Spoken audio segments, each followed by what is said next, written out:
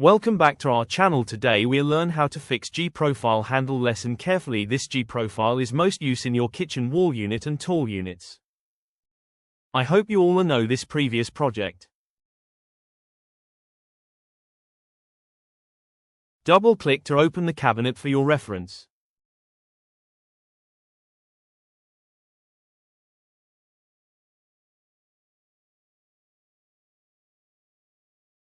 I will show you the existing handles. This handles we will change into G-profile. Click the properties, go inside the hardwares. Go to the hardware section. Under pull schedule, open the drop-down menu. Select the G-profile option. Then click OK. Now you see the old handle is gone because G-profile is applied successfully. But we're not done yet. Look at the door, you can see that it's notice applied correctly.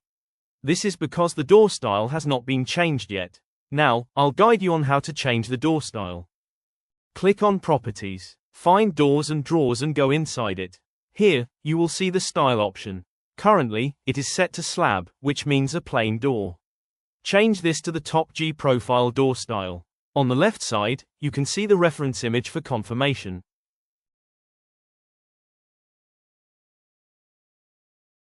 For your reference, I'm doing this step once again.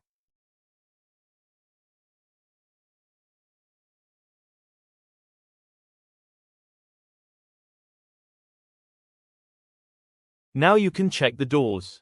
You have successfully created the G-profile door. Using the same door style method, if you apply it at the bottom, it can be used for wall cabinets. If you change the door style on the sides, it can be used for tall units. That's all.